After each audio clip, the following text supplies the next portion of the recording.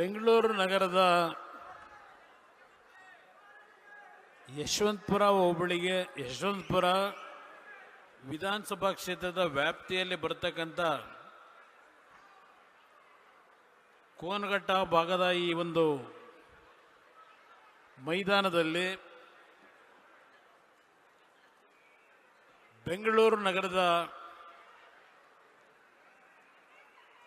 ಜಾತ್ಯತೀತ ಜನತಾದಳದ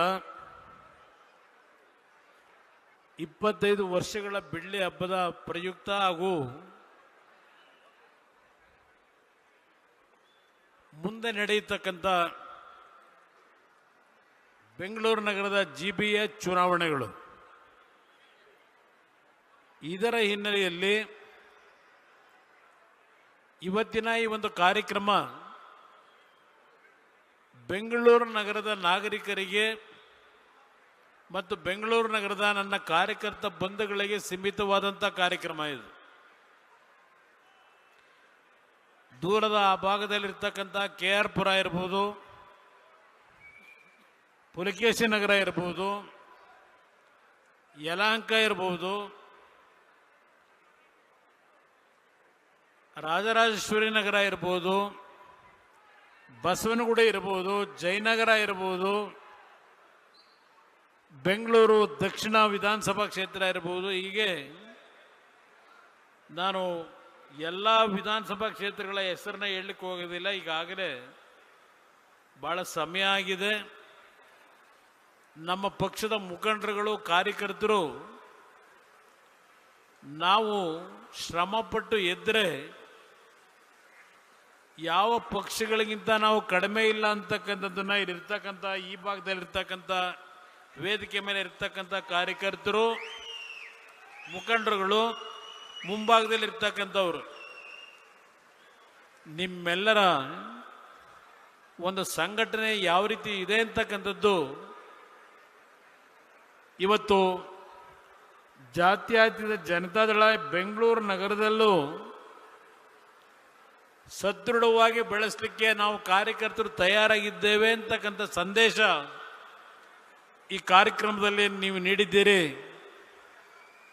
ಪ್ರಥಮವಾಗಿ ನಿಮ್ಮೆಲ್ಲರಿಗೆ ನನ್ನ ಗೌರವಪೂರ್ವಕವಾದಂಥ ಈ ಕಾರ್ಯಕ್ರಮದಲ್ಲಿ ಪ್ರತಿಯೊಬ್ಬರ ಹೆಸರನ್ನ ನಾನು ಹೇಳಲಿಕ್ಕೆ ಹೋಗೋದಿಲ್ಲ, ಆದರೆ ನೀವೆಲ್ಲ ನನ್ನ ಹೃದಯದಲ್ಲಿ ಇದ್ದೀರಿ ಅಂತಕ್ಕಂಥದ್ದನ್ನು ನಮ್ಮ ಎಲ್ಲ ನಾಯಕರುಗಳು ಇವತ್ತು ನಿಮ್ಮ ಮನಸ್ಸಿನಲ್ಲಿ ಆ ಭಾವನೆ ಇರಬೇಕು ಅಂತಕ್ಕಂಥದ್ದು ನನ್ನ ಅಭಿಪ್ರಾಯ.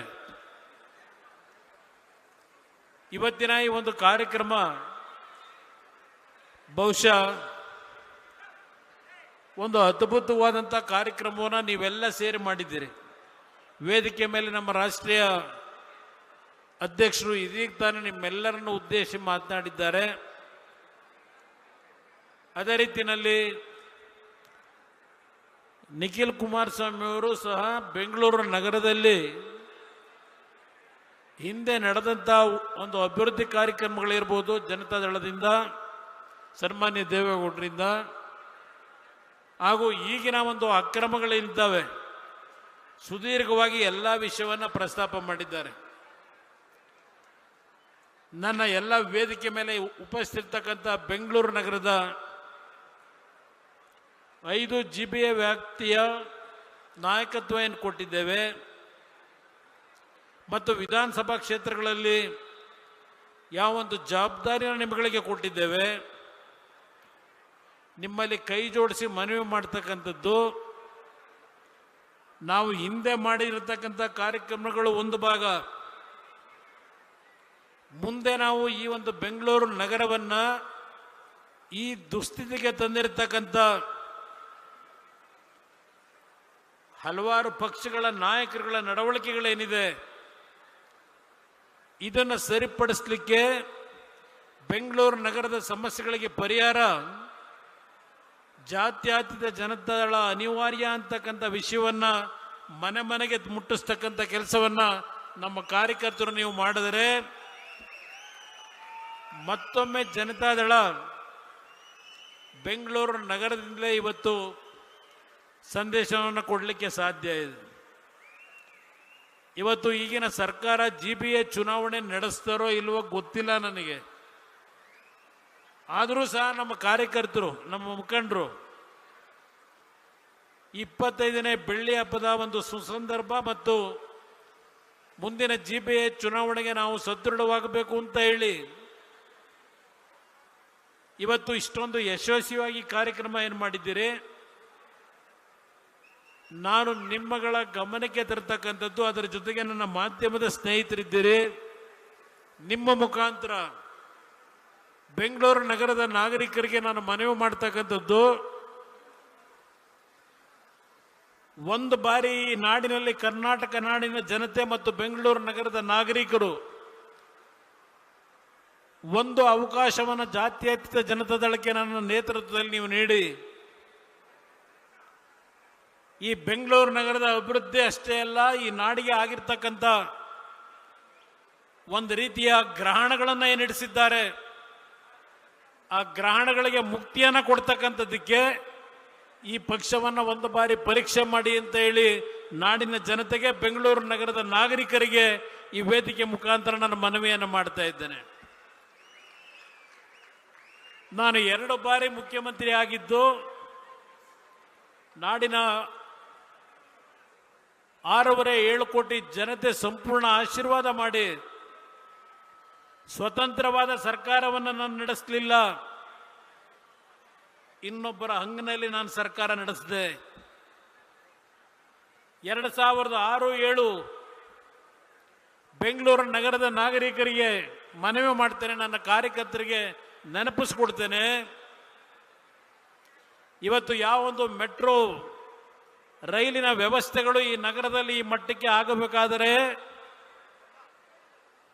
ನೀವು ಬೆಳೆಸಿರ್ತಕ್ಕಂಥ ನಿಮ್ಮ ಮನೆಯ ಮಗನೋ ಅಣ್ಣನೋ ತಮ್ಮನೋ ಅಂತಕ್ಕಂಥ ಪ್ರೀತಿಯನ್ನು ಕೊಟ್ಟಿದ್ದೀರಿ.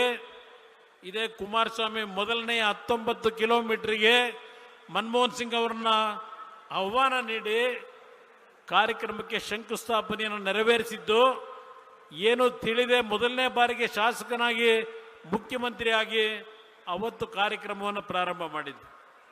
ಬೆಂಗಳೂರು ನಗರದ ಹಲವಾರು ಫ್ಲೈಓವರ್ಗಳು, ಹಲವಾರು ರೀತಿಯ ಒಂದು ಟನಲ್ ರೋಡ್ಗಳನ್ನು ಮಾಡ್ತಕ್ಕಂಥ ನಿರ್ಧಾರ ಅವತ್ತು ಮಾಡಿದ್ದೆ.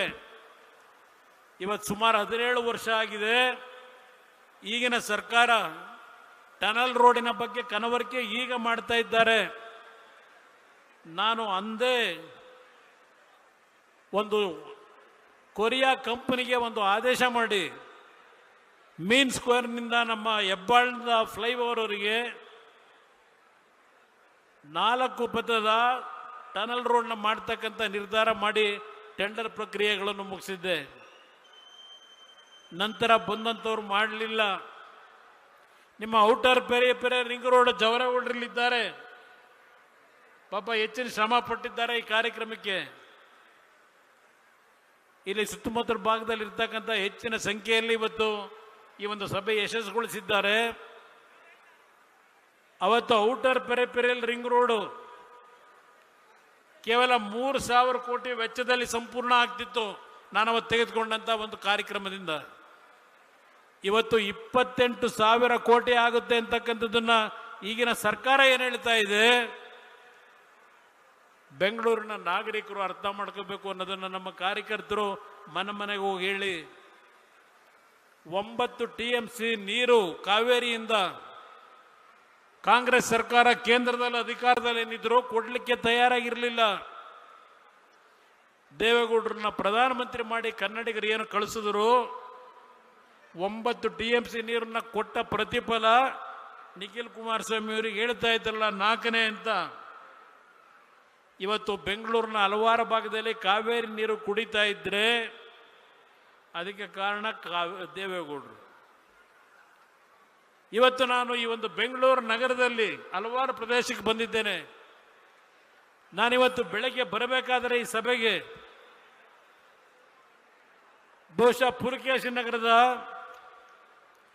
ಹೆಣ್ಣು ಮಕ್ಕಳು, ಒಂದು ಮಧ್ಯೆ ಸಮಾಜಕ್ಕೆ ಸೇರಿದಂಥ ಹೆಣ್ಣು ಮಕ್ಕಳು ಪುಲಕೇಶಿ ನಗರದಿಂದ ಬಸ್ನಲ್ಲಿ ಬರ್ತಾ ಇದ್ದಿದ್ದನ್ನು ಈ ಕಾರ್ಯಕ್ರಮಕ್ಕೆ ಗಮನಿಸಿದೆ. ಆ ಭಾಗದಲ್ಲಿ ಇರ್ತಕ್ಕಂಥ ಆ ಜನರ ಕಷ್ಟಗಳೇನಿದೆ ಬರೀ ಒಂದು ಉದಾಹರಣೆ ಕೊಡ್ತಾ ಇದ್ದೇನೆ. ಬ್ಯಾಟ್ರಾಯನ್ಪುರದಲ್ಲಿ ರಾಜ್ಯದ ಮಂತ್ರಿ ಇದ್ದಾರೆ, ಅವರ ಭಾಗದಲ್ಲಿ ಕೆಲವು ಬಡಾವಣೆಗಳು ಯಾವ ರೀತಿ ಇದೆ. ಇವತ್ತು ಮನೆಗಳಿಲ್ಲದೆ, ಒಳಚರಂಡಿಯ ವ್ಯವಸ್ಥೆಗಳಿಲ್ಲದೆ, ಕಸವನ್ನು ಕ್ಲೀನ್ ಮಾಡ್ತಕ್ಕಂಥ ಕಾರ್ಯಕ್ರಮದಲ್ಲೂ ಲೂಟಿ ಮಾಡ್ತಕ್ಕಂಥ ಈಗಿನ ಈ ಸರ್ಕಾರ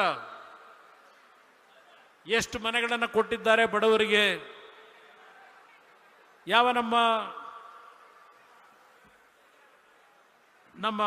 ಒಂದು 2 ಭಾಗದಲ್ಲಿ ಮನೆಗಳನ್ನು ಒಡೆದರು. ಒಂದು ಕೋಗಿಲ ಗ್ರಾಮ, ಇನ್ನೊಂದು ನಮ್ಮ ಹಳೆ ಭಾಗ. ನಾನು ಬರ್ತಾ ಇದ್ದೆ ಆಗ ತಣಿಸಂದ್ರ ಭಾಗದಲ್ಲೂ ಮನೆಗಳನ್ನು ಏಕಾಏಕಿ ಒಡೆದರು. ಅವರು ಒಡೆದಂಥ ಮನೆಗಳು ಯಾವ ಅಕ್ರಮಗಳ ಮುಖಾಂತರ ಸುಳ್ಳು ದಾಖಲೆಗಳನ್ನು ಸೃಷ್ಟಿ ಮಾಡಿ ದೊಡ್ಡ ದೊಡ್ಡ ಬಿಲ್ಡಿಂಗ್ಗಳು ಕಟ್ಟಿದ್ದಾರಲ್ಲ, ಅದನ್ನ ಅವರು ಒಡೆಯಲ್ಲ. ಯಾವುದೋ ಹಳ್ಳಿಗಳಿಂದ ಬಂದು ಒಂದು ಸಣ್ಣ ಸೂರನ ಬಹಳ ಕಷ್ಟಪಟ್ಟು ಬೆವರು ಸುರಿಸಿ ಒಂದು ಜಾಗ ಗುರ್ಸಿ ವಾಸ ಮಾಡತಕ್ಕಂಥ ಕುಟುಂಬಗಳನ್ನ ಬೀದಿಗೆ ತಂದ್ರಲ್ಲಪ್ಪ ಈ ಸರ್ಕಾರ. ಎಷ್ಟು ದಿವಸದಲ್ಲಿ ನನ್ನ ಮಾಧ್ಯಮದ ಸ್ನೇಹಿತರನ್ನು ಕೇಳ್ತೀನಿ, ಎಷ್ಟು ದಿನಗಳಲ್ಲಿ ಅವರಿಗೆ ಮನೆ ಕೊಡ್ತೀವಿ ಅಂತ ಮಾತು ಕೊಟ್ರಿ. ಚಳಿ ಒಂದು ಕಡೆ, ಮಳೆ, ಹಲವಾರು ಗರ್ಭಿಣಿ ಹೆಣ್ಣುಮಕ್ಕಳು ಆ ರಸ್ತೆಗಳಲ್ಲಿ ಬುಡದಂಥ ಆ ಬುಲ್ಡೋಸ್ ಮಾಡಿದಂಥ ಜಾಗದಲ್ಲಿ ಯಾವೊಂದು ಯಾತನೆ ಪಟ್ಟು ಬದುಕ್ತಾ ಇದ್ರು. ಈ ಸರ್ಕಾರ ನಡೆಸ್ತಕ್ಕಂಥವ್ರಿಗೆ ಕನಿಷ್ಠ ಒಂದು ಮನುಷ್ಯತ್ವ ಇದೆಯಾ ಅಂತಕ್ಕಂಥದ್ದನ್ನು ಕೇಳಲಿಕ್ಕೆ ಬಯಸ್ತೇನೆ. ಎಷ್ಟು ಜನಕ್ಕೆ ಮನೆ ಕೊಡ್ತೀನಿ ಅಂತ ಹೇಳಿ ನನಗೆ ಗೊತ್ತಿಲ್ಲ ಅಲ್ಲಿ ಏನೇನಿದೆ. ರಾಜಕೀಯ ಮಾಡಿದ್ದು ನೋಡಿದೆ ನಾನು. ರಾಜಕೀಯವನ್ನು ಯಾವ್ಯಾವ ರೀತಿಯ ದುರುಪಯೋಗ ಬಳಸ್ಕೊಂಡ್ರು ಅವರವ್ರ ಸ್ವಾರ್ಥಕ್ಕೆ ಅದನ್ನೆಲ್ಲ ಗಮನಿಸಿದ್ದೇನೆ, ನೀವು ಗಮನಿಸಿದ್ದೀರಿ.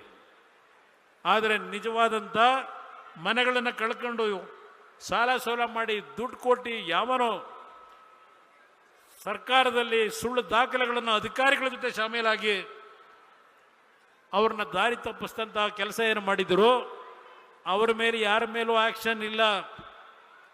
ಪಾಪ ಇಲ್ಲಿರ್ತಕ್ಕಂಥ ಈಗಿನ ಸರ್ಕಾರದಲ್ಲಿ ಒಂದು ಚದರಕ್ಕೆ 100 ರೂಪಾಯಿ ಫಿಕ್ಸ್ ಮಾಡಿ ವಸೂಲಿ ಮಾಡ್ತಕ್ಕಂಥ ಸಿಸ್ಟಮ್ ತಂದಿರ್ತಕ್ಕಂಥ ಈ ವ್ಯವಸ್ಥೆಯನ್ನು ಇವತ್ತು ಮೌನವಾಗಿ ಅದಕ್ಕೆ ಬೆಂಬಲವನ್ನು ಏನು ಕೊಡ್ತಾ ಇದ್ದಾರೆ ಒಂದು ವರ್ಗದ ಜನ.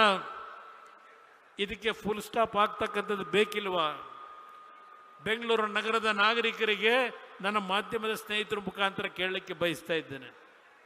ಪ್ರತಿನಿತ್ಯ ಆ ಗುಂಡಿಯ ಸಮಸ್ಯೆ ಬಗ್ಗೆನೇ ಒಂದು ದೊಡ್ಡ ಚರ್ಚೆ. ನಾನು ಈ ರಾಜ್ಯದಲ್ಲಿ ಆಕಸ್ಮಿಕವಾಗಿ ಮುಖ್ಯಮಂತ್ರಿ ಆದಾಗ ಮೊದಲನೇ ಬಾರಿಗೆ ಇದ್ದಂಥ 18 ತಿಂಗಳಲ್ಲಿ ಸುಮಾರು 59 ರಸ್ತೆಗಳ ಅಗಲೀಕರಣ ಮಾಡಿ ಬೆಂಗಳೂರು ನಗರದ ಮೂಲಭೂತ ಸೌಕರ್ಯಗಳನ್ನು ಸರಿಪಡಿಸಲಿಕ್ಕೆ ಪ್ರಯತ್ನ ಪಟ್ಟಿದ್ದೆ. ಬೆಂಗಳೂರು ನಗರದಲ್ಲಿ ಇಂಟರ್ ಕೋರ್ ರಿಂಗ್ ರೋಡನ್ನು ಮಾಡಬೇಕು ಅಂತ ಹೇಳಿ ತೀರ್ಮಾನವನ್ನು ತೆಗೆದುಕೊಂಡೆ. ಮುಂದೆ ಬಂದಂಥ ಸರ್ಕಾರ ಏನೂ ಮಾಡಲಿಲ್ಲ. ಬಹಳ ಜನ ತಿಳ್ಕೊಂಡಿದ್ದಾರೆ. ನನ್ನ ಮಾಧ್ಯಮದ ಸ್ನೇಹಿತರು ಬೆಂಗಳೂರು ನಾಗರಿಕರಿಗೆ ಒಂದು ಸಂದೇಶ ಕೊಡಿ. ಜನತಾದಳ ಕೇವಲ ಗ್ರಾಮೀಣ ಪ್ರದೇಶದ ರೈತರಿಗೆ ಇರತಕ್ಕಂಥ ಪಕ್ಷವಾಗಿ ನಾವಿಲ್ಲ. ರೈತರ ಜೊತೆಯಲ್ಲಿ ಬೆಂಗಳೂರು ನಗರ ಯಾವ ಕೆಂಪೇಗೌಡರು 500 ವರ್ಷಗಳ ಹಿಂದೆ ಕಟ್ಟಿದ್ದಾರೆ. ಈ ನಗರಕ್ಕೆ ಆದಂಥ ಆಘಾತಗಳು, ಈ ನಗರದ ಮೇಲೆ ನಡೀತಾ ಇರತಕ್ಕಂಥ ಆಕ್ರಮಣವನ್ನು ತಡೆಯತಕ್ಕಂಥದ್ದಕ್ಕೆ ಒಂದು ಅವಕಾಶವನ್ನು ಈ ಬೆಂಗಳೂರು ನಗರದ ನಾಗರಿಕರು ಕೊಡ್ತಕ್ಕಂಥದ್ದಕ್ಕೆ ತೀರ್ಮಾನ ಮಾಡಿ ಅನ್ನೋದನ್ನು ಮನವಿ ಮಾಡ್ತೇನೆ. ಬೆಂಗಳೂರು ನಗರದ ಹೊರವಲಯದಲ್ಲಿರ್ತಕ್ಕಂಥವರು ಯಾರೋ ಹುಟ್ಟು ಬೆಂಗಳೂರಿನಲ್ಲಿ ಬೆಳೆದಂಥವ್ರು ಇಲ್ಲ. ಇಲ್ಲಿ ಸುಮಾರು 100ಕ್ಕೆ 50-60 ಭಾಗ ಜನತೆ ಅದು ಬೆಂಗಳೂರು ಕರ್ನಾಟಕದ ಮೂಲೆಯಿಂದ ಬಂದಂಥವ್ರು ಇರಬಹುದು, ಇವತ್ತು ಉತ್ತರ ಇಂಡಿಯಾದಿಂದ ಬೇರೆ ಬೇರೆ ರಾಜ್ಯಗಳಿಂದ ಬಂದಂಥವ್ರು ಇರಬಹುದು. ಇವತ್ತು ಬೆಂಗಳೂರು ನಗರಕ್ಕೆ ಆಗಿರ್ತಕ್ಕಂಥ ಈ ರೀತಿಯ ಯಾವೊಂದು ಮೂಲಭೂತ ಸೌಕರ್ಯಗಳ ಹೆಸರಿನಲ್ಲಿ ಲೂಟಿ ಮಾಡಿದ್ದಾರೆ. ಇವತ್ತು ಯಾವ ರೀತಿಯ ಅಕ್ರಮಗಳನ್ನು ಇವತ್ತು ರಕ್ಷಣೆ ಮುಖಾಂತರ ಪಡೆದಿದ್ದಾರೆ ಅದೆಲ್ಲ ಸುದೀರ್ಘವಾಗಿ ಹೇಳಲಿಕ್ಕೆ ಹೋಗೋದಿಲ್ಲ. ನಾನು ಒಂದು ಉದಾಹರಣೆ ಕೊಡ್ತೇನೆ. ಈ ರಾಜ್ಯ ಹೇಗಿದೆ. ಈ ಭಾಗದ ಒಬ್ಬ ಶಾಸಕ ಮೊನ್ನೆ ಒಂದು ಹೇಳಿಕೆ ಕೊಟ್ಟಿದ್ದನ್ನು ನೋಡಿದೆ. ನಾನು ಬಿಜೆಪಿಗೆ ಹೋಗಬೇಕಾದರೂ ಚುನಾವಣೆಗೆ ನಿಲ್ತೇನೆ, ಕಾಂಗ್ರೆಸ್ಸಿಂದ ಬೇಕಾದರೂ ಚುನಾವಣೆಗೆ ನಿಲ್ತೇನೆ. ಆದರೆ ಜನತಾದಳದ ಹೆಸರನ್ನ ಹೇಳಲಿಕ್ಕೆ ಸಾಧ್ಯ ಇಲ್ಲ. ಯಾಕೆ ಅಂದ್ರೆ ಜನತಾದಳ ಮಾರಾಟದ ವಸ್ತುವಲ್ಲ. ಜನತಾದಳ ಮಾರಾಟದ ವಸ್ತುವಲ್ಲ. ಜನತಾದಳ ಹಲವಾರು ನಾಯಕರುಗಳನ್ನ ಇವತ್ತು ತರಬೇತಿ ಕೊಡ್ತಕ್ಕಂಥ ನಿಷ್ಠಾವಂತ ಕಾರ್ಯಕರ್ತಗಳ ಶಕ್ತಿಯನ್ನು ಹೊಂದಿರತಕ್ಕಂಥ ಪಕ್ಷ ಇದು. ಜವರೇಗೌಡರು 4 ಬಾರಿನೋ 5 ಬಾರಿನೋ ಚುನಾವಣೆಗೆ ನಿಂತಿದ್ದಾರೆ. ಜವರೇಗೌಡರನ್ನ ಈ ಭಾಗದ ಜನ ನೀವು ಕೈ ಹಿಡಿದ್ರಿ. ಆದರೆ ಒಂದು ಅವರಿಗೆ ಆಗ್ತಕ್ಕಂಥ ಸಮಸ್ಯೆ, ಕೆಲವು ಭಾಗದಲ್ಲಿ ಯಾವ ಈ ಮಲ್ಟಿ ಸ್ಟೋರ್ಡ್ ಬಿಲ್ಡಿಂಗ್ಗಳಲ್ಲಿ ವಾಸ ಮಾಡ್ತಕ್ಕಂಥ ಅಪಾರ್ಟ್ಮೆಂಟ್ನಲ್ಲಿ ಅವರು ಉತ್ತರ ಇಂಡಿಯಾದಿಂದ ಬೇರೆ ಬೇರೆ ರಾಜ್ಯಗಳಿಂದ ಬಂದು ಏನು ನೆಲೆಸಿದ್ದಾರೆ, ಅವರ ಒಂದು ತೀರ್ಮಾನಗಳಿಂದ ಜವರೇಗೌಡರಿಗೆ ನಷ್ಟ ಆಗಿದೆ. ನಾನು ಕೇಳಕ್ಕೆ ಬಯಸ್ತೀನಿ, ಈಗಿನ ಈ ವ್ಯಕ್ತಿಯನ್ನ ಆಯಿತು ನಮ್ಮ ಪಕ್ಷ ತೆಗೆದು ನನ್ನ ಸರ್ಕಾರ ತೆಗೆದು ಇನ್ನೊಂದು ಪಕ್ಷಕ್ಕೆ ಹೋಗಿ ಸರ್ಕಾರ ಮಾಡಿ ಮಂತ್ರಿನೂ ಆದರು 3 ವರ್ಷ. ಆ 3 ವರ್ಷ ಮಂತ್ರಿಯಾಗಿ ಆ ಸರ್ಕಾರದಲ್ಲಿ ಬಿಜೆಪಿಯ ಪಕ್ಷದಲ್ಲಿ ಅವರಿಗೆ ಕೊಟ್ಟಂತ ಎಲ್ಲ ರೀತಿಯ ಸ್ವತಂತ್ರವನ್ನು ಉಪಯೋಗ ಮಾಡಿ ಯಶವಂತಪುರ ವಿಧಾನಸಭಾ ಕ್ಷೇತ್ರವನ್ನ ಸಂಪೂರ್ಣವಾಗಿ ಒಂದು ಮಾದರಿ ಕ್ಷೇತ್ರ ಮಾಡಲಿಕ್ಕೆ ಸಾಧ್ಯ ಇರಲಿಲ್ಲವ ಈ ವ್ಯಕ್ತಿ ಕೈನಲ್ಲಿ? ಈಗ ಹೇಳ್ತಾರೆ ಯಶವಂತಪುರದ ಅಭಿವೃದ್ಧಿಗೋಸ್ಕರವಾಗಿ ನಾನು ಕಾಂಗ್ರೆಸ್ ಪಕ್ಷದ ಸರ್ಕಾರದ ಬಾಗಿಲು ತಟ್ಟಿ ಅವ್ರ ಜೊತೆ ತಪ್ಪಿಕೊಂಡಿದ್ದೇನೆ ಅಂತಕ್ಕಂಥದ್ದನ್ನು ಹೇಳ್ತಾರೆ. ಇಂಥ ವ್ಯಕ್ತಿಗಳನ್ನ ಇವತ್ತು ಬೆಂಗಳೂರು ನಗರದ ನಾಗರಿಕರು ಒಂದು ಉದಾಹರಣೆ ಕೊಡ್ತಾ ಇದ್ದೇನೆ. ಇಂಥವ್ರನ್ನ ನೀವು ಆಶೀರ್ವದಿಸ್ತೀರಾ? ಇಂಥವರಿಂದ ಬೆಂಗಳೂರು ನಗರ ಕಟ್ಟಲಿಕ್ಕೆ ಸಾಧ್ಯವ?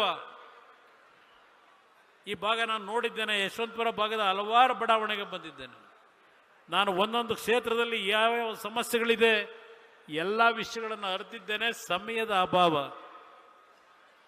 ನಾನು ಅದರಿಂದ ಇವತ್ತು ಹೆಚ್ಚಿನ ಸಮಯವನ್ನು ತೆಗೆದುಕೊತಾ ಇಲ್ಲ. ನನ್ನ ಕಾರ್ಯಕರ್ತರಿಗೆ ಕೈ ಜೋಡಿಸಿ ಮನವಿ ಮಾಡ್ತೇನೆ, ನೀವು ಮನಸ್ಪಟ್ಟು ನೀವು ಪ್ರತಿಯೊಂದು ವಾರ್ಡ್ಗಳಲ್ಲಿ ದಿನಕ್ಕೆ 1 ಗಂಟೆ ನಿಮ್ಮ ಶ್ರಮ ಹಾಕಿ.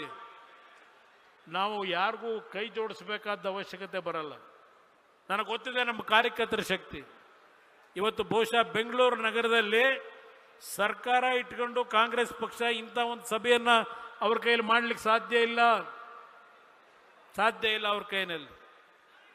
ಅದರಿಂದ ನನ್ನ ಕಾರ್ಯಕರ್ತರು ಇವತ್ತೇನು ಚಳಿ ಬಿಟ್ಟು ಕೆಲಸ ಮಾಡಿದ್ದೀರಿ, ನಿಮ್ಮ ಶಕ್ತಿಯನ್ನ ನಿಮ್ಮ ವಾರ್ಡ್ಗಳಲ್ಲಿ ಇವತ್ತು ಸದೃಢವಾಗಿ ಬೆಳೆಸ್ಕೊಳ್ತಕ್ಕಂಥ ನಿಟ್ಟಿನಲ್ಲಿ ನಿಮ್ಮ ಶ್ರಮ ಹಾಕಿ. ಎಲ್ಲೆಲ್ಲಿ ನಾವು ಈ ಒಂದು ಮೈತ್ರಿಯ ಒಂದು ಹೊಂದಾಣಿಕೆ ಇದೆ, ಹೊಂದಾಣಿಕೆಯಲ್ಲಿ ಯಾವ ತೀರ್ಮಾನಗಳನ್ನು ಮಾಡಬೇಕು ಆ ತೀರ್ಮಾನ ನಮಗೆ ಬಿಡಿ. ನಿಮ್ಮಗಳಿಗೆ ರಕ್ಷಣೆ ಕೊಡ್ತಕ್ಕಂಥದ್ದು ನನ್ನ ಜವಾಬ್ದಾರಿ. ಆದರೆ ಶಕ್ತಿಯನ್ನು ನೀವು ಉಳಿಸ್ಕೋಬೇಕು ಅನ್ನೋದನ್ನು ಈ ಸಂದರ್ಭದಲ್ಲಿ ನಿಮ್ಮನ್ನು ನಾನು ಹೇಳಲಿಕ್ಕೆ ಬಯಸ್ತಾ ಇದ್ದೇನೆ. ಇವತ್ತು ಈ ರಾಜ್ಯದಲ್ಲಿ ಯಾವೊಂದು ರಾಜ್ಯವನ್ನು ಲೂಟಿ ಮಾಡ್ತಾ ಇದ್ದಾರೆ. ಪಾಪ ಕಾಂಗ್ರೆಸ್ ಪಕ್ಷ ಪ್ರತಿನಿತ್ಯ ಹೇಳ್ತಕ್ಕಂಥದ್ದು ನಾವು ತೆರಿಗೆ ಕಟ್ತಾ ಇದ್ದೇವೆ, 4.5 ಲಕ್ಷ ಕೋಟಿ ಕೊಡ್ತೀವಿ, ನಮಗೆ ಬರೀ 60,000 ಕೊಡ್ತಾ ಇದ್ದಾರೆ. ಇದು ಇವತ್ತು ಬಂದಿರೋ ವ್ಯವಸ್ಥೆ ಅಲ್ಲ. ನೆಹರು ಅವರು ಪ್ರಧಾನಮಂತ್ರಿಗಳಾದಾಗ ಆ ಫೈನಾನ್ಸ್ನ ಒಂದು ಆಯೋಗಗಳನ್ನು ರಚನೆಯನ್ನು ಮಾಡಿದ್ರು. ಅವತ್ತಿನಿಂದ ಈ ಸಿಸ್ಟಮ್ಮು ಮುಂದುವರ್ಕೊಂಡು ಬಂದಿದೆ. ನಾನು 2 ಬಾರಿ ಈ ರಾಜ್ಯದಲ್ಲಿ ಮುಖ್ಯಮಂತ್ರಿ ಆದೆ ಆಕಸ್ಮಿಕವಾಗಿ. ನಾಡಿನ 6.5 ಕೋಟಿ ಜನತೆ ಆಶೀರ್ವಾದದಿಂದ ಆದಂಥ ಮುಖ್ಯಮಂತ್ರಿ ಅಲ್ಲ. ಸನ್ನಿವೇಶದ ಹಿನ್ನೆಲೆಯಲ್ಲಿ ನಾನು ಮುಖ್ಯಮಂತ್ರಿಯಾಗಿ ಪ್ರತಿನಿತ್ಯ ಕೇಂದ್ರ ಸರ್ಕಾರದ ಮೇಲೆ ನಾನು ಸಂಘರ್ಷಕ್ಕೆ ಹೋಗಲಿಲ್ಲ. ರೈತರ ಸಾಲ ಮನ್ನಾ ಮಾಡದೆ ನಾನು ಕೇಂದ್ರ ಸರ್ಕಾರದ ಮುಂದೆ ಕೈ ಒಡ್ಡಿ, ಅಯ್ಯೋ ನಾನು ರೈತರ ಸಾಲ ಮನ್ನಾ ಮಾಡ್ತಾ ಇದ್ದೇನೆ, ನಮಗೇನಾದರೂ ಕೇಂದ್ರ ಸರ್ಕಾರ ಹಣ ಕೊಡಿ ಅಂತ ಕೇಳಲಿಲ್ಲ. ಈ ರಾಜ್ಯದ ಅಭಿವೃದ್ಧಿಗೆ ನಾನು ಕೈ ಬೇಡಿ ಕೇಳಲಿಲ್ಲ. ನಮ್ಮ ಹಕ್ಕು ನಮ್ಮದೇನಿದೆ ಅದನ್ನು ಪಡೆಯತಕ್ಕಂಥದ್ರ ಮುಖಾಂತರ ಇವತ್ತು ನಮ್ಮ ಕಾಲದಲ್ಲಿ 2 ಅವಧಿನಲ್ಲಿ ಯಾವೊಬ್ಬ ಮುಖ್ಯಮಂತ್ರಿ ಕೆಲಸವನ್ನು ಮಾಡಬಹುದು, ಜನಸಾಮಾನ್ಯರಿಗೆ ಸಮೀಪಕ್ಕೆ ಹೋಗಿ ಅವನ ಕಷ್ಟವನ್ನು ಪರಿಹರಿಸಬಹುದು ಅಂತಕ್ಕಂಥದ್ದನ್ನ ಈ ನಾಡಿನಲ್ಲಿ ಏನಾದರೂ ತೋರಿಸಿದ್ರೆ ಅದು ಕುಮಾರಸ್ವಾಮಿಯ ಕಾಲದಲ್ಲಿ ಅಂತಕ್ಕಂಥದ್ದನ್ನು ಹೇಳಲಿಕ್ಕೆ ಬಯಸ್ತೇನೆ. ಇವತ್ತು ನನಗೆ ಬೆಳಗ್ಗೆ ನಾನು ಏನಾದರೂ ಬೆಂಗಳೂರು ನಗರದಲ್ಲಿದ್ದರೆ ಸನ್ಮಾನ್ಯ ಸಿದ್ದರಾಮಯ್ಯನವರೇ, ಸನ್ಮಾನ್ಯ ಕಾಂಗ್ರೆಸ್ನ ಮಿತ್ರರೇ, ನನ್ನ ಮನೆಗೆ ಬರ್ತಕ್ಕಂಥವರು ಸೂಟು ಬೂಟು ಹಾಕಿ ಸೂಟ್ ಕೇಸ್ ಇಟ್ಕೊಂಡು ಬರ್ತಕ್ಕಂಥವ್ರು ಬರಲ್ಲ. ಯಾವೊಂದು ಬಟ್ಟೆ ಮಾಸಿರ್ತದೆ, ಊಟ ಮಾಡಿರಲ್ಲ, ಕಿಡ್ನಿ ಕಾಯಿಲೆ, ಹಲವಾರು ರೀತಿಯ ಸಮಸ್ಯೆಗಳನ್ನು ನನ್ನ ಮುಂದೆ ತರ್ತಕ್ಕಂಥ ಜನರ ನೋವನ್ನು ಏನು ಕಂಡಿದ್ದೇನೆ. ಸಿದ್ದರಾಮಯ್ಯನವರೇ, ನಿಮ್ಗೆ 2,000 ರೂಪಾಯಿ ಆ ಕಿಡ್ನಿ ಪೇಷಂಟ್ನು ಹಾರ್ಟ್ ಅಟ್ಯಾಕ್ ಆದಂಥವನ್ನು ಉಳಿಸ್ಲಿಕ್ಕೆ ಸಾಧ್ಯ ಇಲ್ಲ ಸಿದ್ದರಾಮಯ್ಯನವರೇ. ಇವತ್ತು ಯಾವುದೋ ಪತ್ರಿಕೆಗಳಲ್ಲಿ ನೋಡ್ತಾ ಇದ್ದೆ, ಸರ್ಕಾರಿ ಶಾಲೆಗಳನ್ನು ಮುಚ್ತಾ ಇದ್ದಾರೆ ಈ ಸರ್ಕಾರ. ಯಾವೊಂದು ನ್ಯಾಷನಲ್ ಎಜುಕೇಷನ್ ಪಾಲಿಸಿ ಬಂತು ಅದನ್ನೂ ತರಲಿಲ್ಲ. ಈಗ ಅದು ಯಾವುದೋ ಪಾಲಿಸಿ ತರ್ತೀವಿ ಅಂತ ಹೋಗಿ ಖಾಸಗಿಯ ಶಾಲೆಗಳನ್ನು ನಡೆಸ್ತಕ್ಕಂಥವರಿಗೆ ಸಂಪೂರ್ಣವಾಗಿ ಬಲ ತುಂಬಿ ಬಡ ಮಕ್ಕಳು ಓದದೇ ಇರ್ತಕ್ಕಂಥ ಪರಿಸ್ಥಿತಿಯನ್ನು ಇವತ್ತು ಯಾವ ಸಿದ್ದರಾಮಯ್ಯನವರು ನಾನು ಅಹಿಂದ ನಾಯಕ ಬಡವರಿಗೋಸ್ಕರ ಇದ್ದೇನೆ ಅಂತ ಹೇಳ್ತೀರಿ. ಸರ್ಕಾರದ ಶಾಲೆಗಳನ್ನು ಹಂತ ಹಂತವಾಗಿ ಮುಚ್ಚಿ ಸರ್ಕಾರಕ್ಕೆ ಶಿಕ್ಷಕರ ನೇಮಕ ಏನಾಗಬೇಕು, ಶಾಲೆಗಳಿಗೆ 76,000 ಶಿಕ್ಷಕರ ಕೊರತೆಯನ್ನು ಇವತ್ತು ನಾವು ಕಾಣ್ತಾ ಇದ್ದೇವೆ. ನಮ್ಮ ಭೋಜೇಗೌಡರು ಕೂತಿದ್ದಾರೆ, ನಮ್ಮ MLC ಎಜುಕೇಷನ್ನ ಒಂದು ರೆಪ್ರೆಸೆಂಟೇಟಿವ್ ಇರ್ತಕ್ಕಂಥವ್ರು, ವಿವೇಕಾನಂದ ಎಲ್ಲ ಕೂತಿದ್ದಾರೆ. ಯಾತಕಪ್ಪ ಇವತ್ತು ಧಾರವಾಡದಲ್ಲಿ ಯಾವ ಯುವಕರು ಧರಣಿ ನಡೆಸಿದ್ರು, ಅವರ ಹೋರಾಟ ನೋಡಿ ಹೆದರಿ ಇಲ್ಲ ನಾವು ತಕ್ಷಣ ಯಾವುದೋ ಈ ಡಿಸೆಂಬರ್ ಒಳಗೋ ಯಾವುದೋ ಒಂದು ಮಂತ್ಲಿ ನಾವು ಕೆಲಸವನ್ನು ತುಂಬ್ತೀವಿ, ನಿರುದ್ಯೋಗ ಸಮಸ್ಯೆ ಬಗೆಹರಿಸ್ತೀನಿ ಹೇಳ್ದಂಥ ಸಿದ್ದರಾಮಯ್ಯನವರೇ, ಎಷ್ಟು ಜನ ಯುವಕರಿಗೆ ಉದ್ಯೋಗ ಕೊಡಲಿಕ್ಕೆ ಈಗ ನೀವು ತೀರ್ಮಾನ ಮಾಡಿದ್ದೀರಿ? ಇನ್ನು ಒಳ ಮೀಸಲಾತಿಯ ಗಲಾಟೆ ಇದೆ, ರಿಸರ್ವೇಶನ್ ಗಲಾಟೆ ಇದೆ, ಕಾಂತರಾಜು ವರದಿ ಜಾರಿಗೆ ತರಲಿಕ್ಕಾಗಿಲ್ಲ, ಜಯಪ್ರಕಾಶ್ ಹೆಗಡೆ ವರದಿ ಜಾರಿ ತರಕ್ಕಾಗಿಲ್ಲ. ಎಲ್ಲೋಗಿದ್ದೀರಪ್ಪ ಸಿದ್ದರಾಮಯ್ಯನವರೇ? ಕುಮಾರಸ್ವಾಮಿ ಕಾಂತರಾಜು ವರದಿಯನ್ನು ಅನುಷ್ಠಾನಕ್ಕೆ ತರದೆ ಹಾಗೆ ಅದನ್ನು ಹೆಸರು ನನ್ನ ಮೇಲೆ ಆಪಾದನೆ ಮಾಡಿದಂಥ ಸಿದ್ದರಾಮಯ್ಯನವರೇ, ಯಾವ ಕಾಂತರಾಜು ವರದಿ ಏನು ದೊಡ್ಡ ಉದ್ಧಾರ ಮಾಡ್ತಕ್ಕಂಥ ವರದಿ ಅದು ಅಂತ ಹೇಳಿ ಭಾಷಣ ಮಾಡಿದಂಥವರು ಈ ಕ್ಷಣದವರೆಗೆ ಯಾವ ಕಾರಣಕ್ಕೆ ಆ ವರದಿಯನ್ನು ಅನುಷ್ಠಾನಕ್ಕೆ ತರ್ತಾ ಇಲ್ಲ? ಹೆದರಿಕೆ ಶುರುವಾಗಿದೆಯಾ? ಈಗ ನಿಮಗೆ ಹೇಳಲಿಕ್ಕೆ ಹೋದ್ರೆ ಹಲವಾರು ವಿಷಯ ಹೇಳಬಲ್ಲೆ, ಬಹಳ ವಿಷಯಗಳಿದೆ. ನಾನು ಒಂದು ಮಾತನ್ನ ಹೇಳ್ತೇನೆ.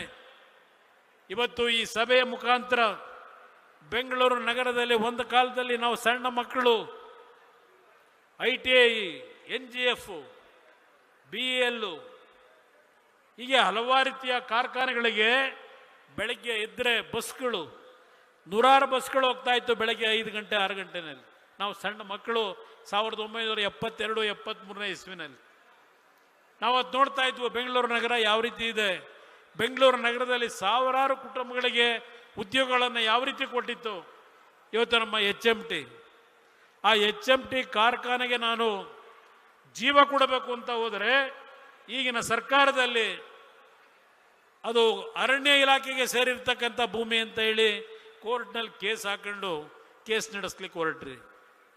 ಯಾವೊಂದು ಕುದುರೆ ಬುಕ್ಕ, ಅದಕ್ಕೆ 1,700 ಕೋಟಿ ಹಣವನ್ನು ನಾನು ಬಂಡವಾಳ ಕೊಟ್ಟು ಆ ಕಾರ್ಖಾನೆ ಪ್ರಾರಂಭ ಮಾಡಿಸಬೇಕು ಅಂತ ಹೋದರೆ ಅದಕ್ಕೊಂದು ತಕರಾರು ತೆಗೆದು ಅಲ್ಲಿ ಆ ಕೆಲಸ ಮಾಡ್ಲಿಕ್ಕೆ ಬಿಡಲಿಲ್ಲ.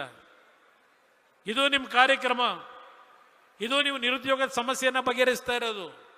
ಬೆಂಗಳೂರಿನಲ್ಲಿ ಆ ಕಸದ ರಾಶಿ, ನಿಖಿಲ್ ಕುಮಾರಸ್ವಾಮಿ ಅವರು ಮಂಡೂರ್ದು ಎಲ್ಲ ಹೇಳ್ತಾ ಇದ್ರು. ಇಲ್ಲಿಯವರೆಗೆ ಯಾತಕ್ಕೆ ಅದನ್ನು ವೈಜ್ಞಾನಿಕವಾಗಿ ಸರಿಪಡಿಸ್ಲಿಕ್ಕೆ ಆಗ್ತಾ ಇಲ್ಲ? ನಾನು 2018ರಲ್ಲಿ ಇವರು ಬಂದರಲ್ಲ ಮಹಾನುಭಾವರುಗಳು, ಕೆಲವು ಕಾರ್ಯಕ್ರಮಗಳನ್ನು ಅನುಷ್ಠಾನಕ್ಕೆ ತರಲಿಕ್ಕೆ ಹೊರಟ್ರೆ, ಕುಮಾರಸ್ವಾಮಿ ಅವರೇ ನಿಮಗೂ ಇದಕ್ಕೂ ಸಂಬಂಧ ಇಲ್ಲ, ಬೆಂಗಳೂರು ನಗರಕ್ಕೆ, ಬೆಂಗಳೂರು ನಗರ ನಮಗೆ ಸೇರಿರೋದು ಇಲಾಖೆ, ನೀವು ಇದನ್ನು ನಮ್ಮ ಗಮನಕ್ಕೆ ಬರದೆ ಏನೂ ಮಾಡಬಾರದು. ಈ ರೀತಿ ನನಗೆ ಅಡಚಣೆ ಉಂಟು ಮಾಡಿ ಕೆಲಸ ಮಾಡಲಿಕ್ಕೆ ಬಿಡಲಿಲ್ಲ. ಇವತ್ತು ಬೆಂಗಳೂರು ನಗರದ ಒಂದು ವಿಶ್ವದಲ್ಲೇ ಹೆಸರನ್ನ ಮಾಡಿರ್ತಕ್ಕಂಥ ನಗರ ಇದು. ಯಾವ ಪರಿಸ್ಥಿತಿಯಲ್ಲಿದ್ದೇವೆ, ಯಾವ ಭಾಗದಲ್ಲಿ ನೆಮ್ಮದಿಯಿಂದ ಜನ ಇದ್ದಾರೆ, ಯಾವ ರೀತಿಯ ಇವತ್ತು ನಮ್ಮ ಪೊಲೀಸ್ ಇಲಾಖೆಗಳ ಮುಖಾಂತರ ರಕ್ಷಣೆಯನ್ನು ಈ ಸರ್ಕಾರದಲ್ಲಿ ಜನತೆಗೆ ಕೊಡಲಿಕ್ಕೆ ಆಗ್ತಾ ಇದೆ, ಇದೆಲ್ಲವನ್ನು ಯೋಚನೆ ಮಾಡಿ ನಾನು ಮಾಧ್ಯಮದ ಮಿತ್ರರ ಮುಖಾಂತರ ಬೆಂಗಳೂರು ನಗರದ ನಾಗರಿಕರಿಗೆ ಹೇಳ್ತಾ ಇದ್ದೇನೆ. ಇವತ್ತು ಒಂದು ಅವಕಾಶ ಈ ಒಂದು ಪಕ್ಷವನ್ನು ಗಣನೆಗೆ ತೆಗೆದುಕೊಳ್ಳಿ. 2006 ನಾನು ಮುಖ್ಯಮಂತ್ರಿ ಇದ್ದಾಗ ಯಾವ ಕೇಂದ್ರ ಸರ್ಕಾರದ JNNURM ಸ್ಕೀಮ್ನ ಇಡೀ ದೇಶದಲ್ಲಿ ತರಲಿಕ್ಕೆ ಹೊರಟರು. ಆ ಹಿನ್ನೆಲೆಯಲ್ಲಿ ನಾನು ಕೇಂದ್ರ ಸರ್ಕಾರದ ಮುಂದೆ ಮನವಿಯನ್ನು ಕೊಟ್ಟು ಯಾವ ಒಂದು ಕಾರ್ಯಕ್ರಮಗಳನ್ನು ಯಾವ ರೀತಿ ಮಾಡ್ತೀವಿ ಅಂತಕ್ಕಂಥ DPRನ ಸಲ್ಲಿಸಿ 25,000 ಕೋಟಿ 5 ವರ್ಷದಲ್ಲಿ ಬೆಂಗಳೂರು ಮತ್ತು ಮೈಸೂರು ನಗರದ ಅಭಿವೃದ್ಧಿಗೆ ಹಣ ಬಂತು. ಆ ಹಣ ಯಾವ್ಯಾವ ರೀತಿಯ ಅಭಿವೃದ್ಧಿಗೆ ಎಷ್ಟೆಷ್ಟು % ಉಪಯೋಗ ಮಾಡ್ಕೊಂಡ್ರು ಅದೆಲ್ಲ ನಾನೀಗ ಚರ್ಚೆ ಮಾಡಲಿಕ್ಕಾಗಲ್ಲ. ಈಗ ಚರ್ಚೆ ಮಾಡತಕ್ಕಂಥ ಸಮಯವೂ ಇಲ್ಲ. ಅದರಿಂದ ಇವತ್ತು ಈ ಒಂದು ಕರ್ನಾಟಕಕ್ಕೆ ಯಾವ ಒಂದು ಗ್ರಹಣ ಅಂತಕ್ಕಂಥದ್ದನ್ನು ಹೇಳಿದೆ, ಈ ಗ್ರಹಣದ ಮೋಕ್ಷ ಆಗ್ತಕ್ಕಂಥದ್ದು ಕರ್ನಾಟಕದಲ್ಲಿ ಜನತಾದಳದ ಸರ್ಕಾರ, ಮೈತ್ರಿ ಸರ್ಕಾರ ಈ ರಾಜ್ಯದಲ್ಲಿ ಬರ್ತಕ್ಕಂಥ ಒಂದು ವಾತಾವರಣ, ಈ ನಾಡಿನ ಜನತೆ, ಅದರಲ್ಲೂ ವಿಶೇಷವಾಗಿ ಬೆಂಗಳೂರಿನ ನಾಗರಿಕರು ನೀವು ನೀಡತಕ್ಕಂಥ ತೀರ್ಮಾನ ಮಾಡಿದರೆ ಒಂದು ಹೊಸ ಬದಲಾವಣೆಯನ್ನು, ನಾನು ಆಂಧ್ರ ಪ್ರದೇಶದಲ್ಲಿ ಮಾಡಿರ್ತಕ್ಕಂಥ ಕೆಲಸವನ್ನು ಉದಾಹರಣೆ ಕೊಡೋದಿಲ್ಲ. ಇವತ್ತು ಕರ್ನಾಟಕ ದೇಶದಲ್ಲೇ ನಂಬರ್ 1 ಸ್ಥಾನಕ್ಕೆ ಹೋಗ್ತಕ್ಕಂಥ ಎಲ್ಲ ರೀತಿಯ ಇವತ್ತು ಪ್ರಾಕೃತಿಕ ಸಂಪತ್ತಿರಬಹುದು, ಆರ್ಥಿಕವಾಗಿ ಈ ನಾಡಿನ ಜನತೆ ಈ ಸರ್ಕಾರದ ಒಂದು ಖಜಾನೆಯನ್ನು ಸುಭದ್ರವಾಗಿಟ್ಟಿರ್ತಕ್ಕಂಥ ಒಂದು ಸರ್ಕಾರ ಇದು. ಜನತೆ ಇವತ್ತು ಅವ್ರು ಕೊಡ್ತಕ್ಕಂಥ ಗ್ಯಾರಂಟಿ ಬಗ್ಗೆ ನಾನು ಚರ್ಚೆ ಮಾಡಲ್ಲ. ಆ ಗ್ಯಾರಂಟಿಯ ಬಗ್ಗೆ ಚರ್ಚೆ ಮಾಡಲಿಕ್ಕೆ ಹೋದರೆ ನಗುಪಾಟ್ಲು, ಅದರ ಬಗ್ಗೆ ಚರ್ಚೆ ಬೇಕಾಗಿಲ್ಲ. ಗ್ಯಾರಂಟಿ ಒಂದು ಭಾಗ, ಅದರ ಜೊತೆಗೆ ಶಾಶ್ವತವಾದಂಥ ಕಾರ್ಯಕ್ರಮಗಳು, ಈ ನಾಡಿನ ಪ್ರತಿ ಬಡ ಕುಟುಂಬಗಳಲ್ಲಿ ಇರ್ತಕ್ಕಂಥ ಮಕ್ಕಳ ವಿದ್ಯಾಭ್ಯಾಸ, ಆರೋಗ್ಯಕ್ಕೆ ಏನು ಕಾರ್ಯಕ್ರಮ ಕೊಡಬೇಕು, ರೈತನಿಗೆ ಏನು ಕೊಡಬೇಕು, ಇವತ್ತು ಬೆಂಗಳೂರು ನಗರದ ಅಭಿವೃದ್ಧಿ, ಇವತ್ತು ಯಾವೊಂದು ಕರ್ನಾಟಕದ ಅಭಿವೃದ್ಧಿಗೆ ಪೂರಕವಾಗಿರ್ತಕ್ಕಂಥ ಈ ಒಂದು ನಗರದ ಜನತೆಯ ಹಣ ಯಾವ ರೀತಿ ಇವತ್ತು ಸದುಪಯೋಗ ಪಡಿಸ್ಕೋಬೇಕು, ಇದೆಲ್ಲವನ್ನು ತರಲಿಕ್ಕೆ ಇವತ್ತು ನಮ್ಮ ಕಾರ್ಯಕರ್ತರು ಸಿದ್ಧವಾಗಿ ನಿಮ್ಮ ಜೊತೆಯಲ್ಲಿ ನಾನಿದ್ದೇನೆ. ನಿಮ್ಮ ರಕ್ಷಣೆ, ನಿಮ್ಮ ಸ್ಥಾನಮಾನಗಳನ್ನು ಉಳಿಸ್ತಕ್ಕಂಥದ್ದಕ್ಕೆ ನಾನು ತಯಾರಾಗಿದ್ದೇನೆ. ನಿಮ್ಮೆಲ್ಲರಿಗೆ ಭಗವಂತ ಒಳ್ಳೇದು ಮಾಡಲಿ. ಮತ್ತೊಮ್ಮೆ ಎಲ್ಲ ನನ್ನ ಈ ಸಭೆಯಲ್ಲಿ ಜವಾಬ್ದಾರಿಯನ್ನು ತಗೊಂಡು ಏನೋ ಒಂದು ಯಶಸ್ವಿಗೊಳಿಸಿದ್ದೀರಿ, ನಿಮ್ಮೆಲ್ಲರಿಗೆ ನನ್ನ ಗೌರವಪೂರ್ವಕವಾದಂಥ ವಂದನೆಗಳು, ನನ್ನ ನಮಸ್ಕಾರಗಳು ಎಲ್ಲರಿಗೂ. ನಮ್ಮ ಪಕ್ಷದ ಒಬ್ಬ ಕಾರ್ಯಕರ್ತರು ಪುನೀತ್ ಗೌಡ ಅಂತ ಹೇಳಿ ಇವತ್ತು ಆಟೋ ಡ್ರೈವರ್ಗಳು ಗ್ಯಾಸ್ನ ಒಂದು ಕೊರತೆಯಿಂದ ಇವತ್ತು ಏನು ಸಮಸ್ಯೆಯಲ್ಲಿದ್ದಾರೆ, ಸಾಂಕೇತಿಕವಾಗಿ ಇಲ್ಲಿ 10 ಜನಕ್ಕೆ ಒಂದು ಅವರ ಕುಟುಂಬಗಳ ನಿರ್ವಹಣೆಗೆ 10,000 ರೂಪಾಯಿಗಳನ್ನು 5,000 ರೂಪಾಯಿಗಳನ್ನು ಈಗ ಸಾಂಕೇತಿಕವಾಗಿ ಕೊಡ್ತಾ ಇದ್ದಾರೆ. ಸುಮಾರು 990 ಜನಕ್ಕೆ ಆಯ್ಕೆ ಮಾಡ್ಕೊಂಡಿದ್ದಾರೆ ಆಟೋ ಡ್ರೈವರ್ಸ್ಗಳಿಗೆ. ಅವರ ಎಲ್ಲರಿಗೂ ಅವರ ಒಂದು ಈಗಿನ ಒಂದು ಸಮಸ್ಯೆಗಳಿಗೆ ಒಂದು ಆ ಕುಟುಂಬಗಳ ನಿರ್ವಹಣೆಗೆ ಒಂದು ಕಿಂಚಿತ್ತು ಅವರ ಕೆಲಸವನ್ನು ಮಾಡಬೇಕು ಅಂತಕ್ಕಂಥ ನಿರ್ಧಾರ ಮಾಡಿದ್ದಾರೆ. ನಮ್ಮ ಕಾರ್ಯಕರ್ತರಿಗೆ ಅಭಿನಂದನೆಗಳನ್ನು ಸಲ್ಲಿಸ್ತೀನಿ.